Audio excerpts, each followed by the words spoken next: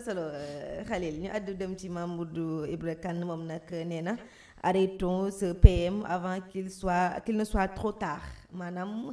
ki nga xamante ne mooy Ousmane Sonko nañ ko daal di arrêté nañ ko fi daal di jëlee bu ma comprendre li mu wax balaa moo rek wees Mamadou Ibra Kane loolu la daal di àddu ci gannaaw conférence bi nga xam ne Ousmane Sonko amal na ko xëy na nag mu muñ ko muñ mënatu ko muñ mu daal di génnee ay waxam yooyu daal di ko teg fi tollu nag mi ngi nekk loo xam ne ñëpp it ñi ngi ci wax tonton Fall yow laay bàyyi nga njëkk ci àddu Mamadou Ibra Kane xam nga moom arrêté moom la ñu war a arrêté xam moom ci boppam la ñu war a arrêté parce que ñàkk vergogne mun ta tax nga ni réew mi da ngay ñëw changer demain arrive moom mu ni demain c'est maintenant ñu war ko arrêté ci loolu demain c'est maintenant demain n'est pas maintenant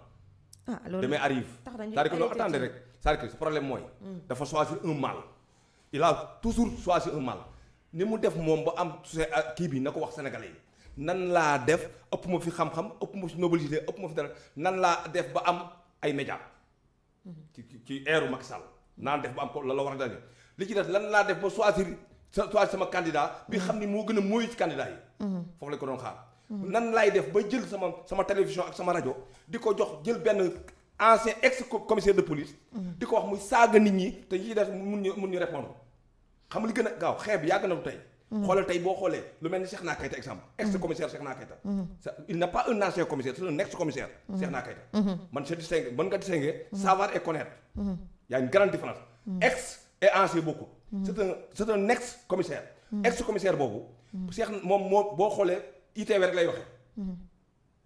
yaa ma dégg mais pourquoi parce que moom normalement su ko joxee ñaar yoon ñett yoon mu wax war na woo ñi muy waxal kaay leen wax mais comme ci xeex bi la bokk ñoo bokk groupe bu ñu nekk benn groupe de lobbying de Amadou Ba il faut noonu la mën a demee nee ko moom la ñu war a arrêter moom il arrête ces sottises là ça ne marchera pas c'est un homme que ñu connaissons depuis très longtemps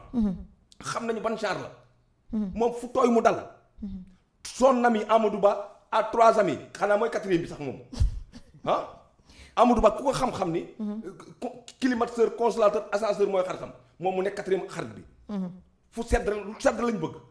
lu sedd rek lañu bëgg ku mel ni moom mi tey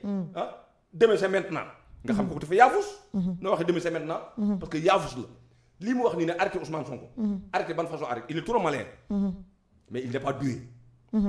il est trop malin mais il n'est pas doué arrêté c'est quoi arrêté mooy téye ko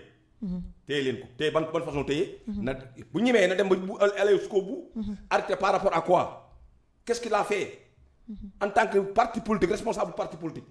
yow nga tinaa qu'un simple mouvement qui n'a même pas 2 personnes nga dem parrainage mën a am sax 1000 parrains nga bàyyi nga teel a cédé la corde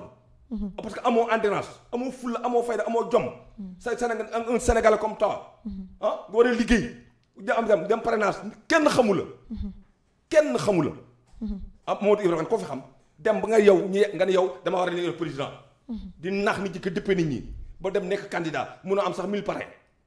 ñuy wax nga dem tànn ki gën a malheureux ci Sénégal un fonctionnaire milliardaire sàcc la je le répète dama ko di ko rappelé fonctionnaire bu am milliard sàcc nga benn fonctionnaire bu am milliard mu dem fekk koo xam ne ñu milliardaire la on devait un fonctionnaire on devait se poser la question pourquoi tey moom mu am fit wax naan Ousmane dañu war a arrêter Ousmane Sonko avant qu'il arrête Ousmane on va la arrêter moom parce que moom il n'a absolument rien compris su xamoon boppam dina noppi du ci élégance du ci pertinence du ci misérabilité du ci valeur opératoire il est médiocre ba pare muy attaque doomu jàmbur ak mbokk jàmbur na arrêté bu ñu arrêté moom la ñu arrêté na rester sécurité am na droit nag jusqu'à présent mu choisir il a le droit de choisir le mal qu'on le laisse avec sa malté ça ne passera pas je vous le dis très sincèrement li ma gëm mooy am na droit dem ànd ak Amadou Ba am na droit wax lu ko neex mais s'il fait de dérive il verra avec nous du dem kaso du dem fenn ñun xam nañu moom kii on se connaît celui-là c'est qui celui-là c'est qui c'est qui il doit moom war na xam mooy kan gis nga nit su xamul boppam xamul fu mu juddoo xamul fa mu yaroo xamul la mu man xamul la mu manul kii c'est qui gis nga adduna politique c'est mauvais dem na ba Sénégal yàqu Sénégal moo dem ba am problème ba ku nekk doo xam sa morom suñu demee ba am ñoo xam ne yëkk seen loxo ci seen kàddu Sénégal di wax ba un premier ministre nga dañ ko arrêté parce que moom xamul boppam su xamoon boppam gis nga wax naa leen fii nekk du n'importe qui moo jiite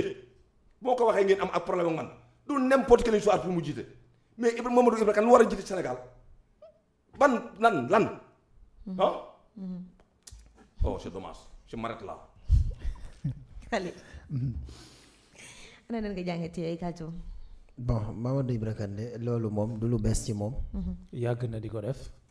loolu la continuer di def à chaque fois. mais man dama jàpp ne ndees bu ma yàggee nekk ci dara. di xeex loolu des années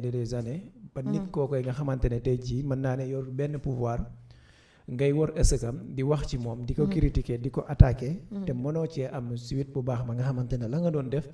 gis nga ne peut-être sax fa nga laal metti na. wala tey jii laal nga ko foo xamante ne tey jii atteindre nga sa cible wala peut-être. sentir nga sa bopp yow li ngay def nii am na amélioration wala am na changement peut-être ci say sorties. ci say critique mu ngi def effet.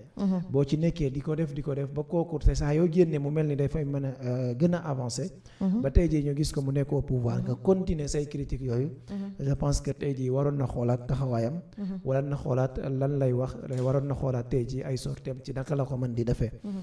dama jàpp ne nag moom ci ay intérêt kese la génn di défendre. parce que la Ousmane Sonko wax man dama jàpp ne nag peut-être la ñu waxtaanee ca conférence ba. bari na lool te la ca ëpp njëriñ sax. presse bi génnewu ko waxtaanewuñ ko waxuñu ci sax. pour que yëf yi doon loo xamante ne njëriñ lay jural askan wi. waaye la ca gën a doon li am solo li tax ñoom ñii ku ci mel ni Mamadou Ibra Kane génn. la ñu wax presse ba la bokk na ca tamit impôt ga ñu war a fay loolu la kese du leneen. te bañ koy wax ba tey jii nii du keneen ko nga xamante ne gis nañ ko ci muy wax. mooy le premier ministre Ousmane Sonko. donc seeni intérêt la ñu menacé waaye du lenn loo xamante ne sentir na. que le Ousmane Sonko di def tegu ko ci dëgg tegu ko ci yoon. je pense que peut-être buy génn ci loolu ay intérêt keseem lay défendre waaye défendre li nga xamante ne moom mooy la République. défendre li nga xamante ne peut-être intérêt général la. waaye tamit ci lépp li nga xamante ne rek man wax naa la ko ñoom. loolu moo leen ñor mooy lanu moom ak la ñuy am ak nan la ñuy def ba défendre loolu nga xamante moom mooy seen intérêt. dama jàpp ne tey jii nii bu fekkente ne da nga toog xool ba sentir ne Sénégal kat war naa koo mën a jiite ndax xar ñi may jox ñi nga xamante ne ñi may suivre parce que képp ko xamante ne dem nga bay laaj réew mi da nga jàpp ne am na ñu la gëm am na ñi gëm ci li ngay wax te peut-être am nga position bu faar boo xamante ne boo ci taxawee boo ci expliquer nit ñi dinañ la convaincre waaye nag munoo créer ab mouvement wala ab parti di laaj réew mi loolee gisaguñu peut-être la nga xamante ne def na ko ci wàllum dayo politique ñu mën ko naatable ci nga xamante ne mën nañ ko xool ci wàllum sortie politique loolu doyul nga daal di koy tegee ne fop ko ca ña nga doon xeex ñam bokk ca ñoona man loolu daf may doon loo xamante ne tey jii bu yàqee sa crédibilité boo mënee toog nag dellu si waat di wax ci kaw nit ki loo xamante ne tey jii lu jaadu. je pense que loolu amut njëriñ amut sens te bu fekkente ne lii moo nar a nekk opposition bi moom man gëmaguma ni ba tey jii nii ndaasu li may wax dañu am opposition buñ fi xaar parce que nag du ci lii lañ ci war a wax nañu wax ci wàllu stratégie li mu def nii opposé wu loolu opposé wu ak défendre say intérêt bokkul. opposé wu mooy la mu wax ci wàllum vision Sénégal 2050. opposé wu ci lan la wax ci wàllum wàññi dund gi opposé wu ci lan la wax ci dossiers yi ñëw opposé wu ci wàllum débat dité bi nga xamante ne teg na ko keroog ci wàllum xam-xam bi même di woo ngeen wax foofu critiquer ko foofu mais opposition boo xamante ne balaa ngay génn di opposé wu dañ menacé lan nga xam la nga xamante ne yow yaa ko yor dañ menacé lan parce que da ngaa war a fay lii da ngaa war a fay lee je pense que bu tolloo foofu nag dootul doon opposé wu pour opposé waaye défendre li nga xamante ne moom mooy say propre intérêt et je pense que ñi nga xamante ne peut-être ay journalistes lañ peut-être ay hommes politiques lañ peut-être ay opposants radical lañu parfois sax doo leen xam ci ban position nga leen di teg yu mel ni nag dama yaakaar ne tey jii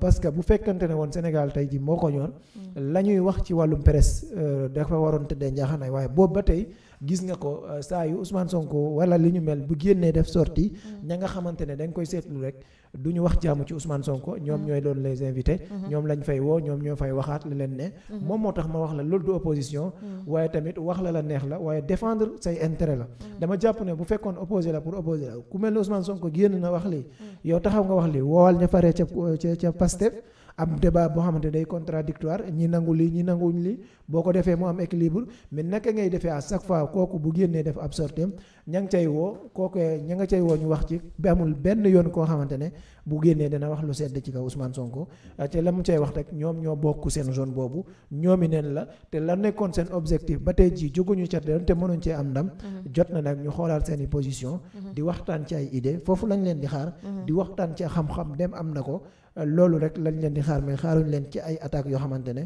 retour bi nag da du doon retour personnel Ndeye Astou. man sama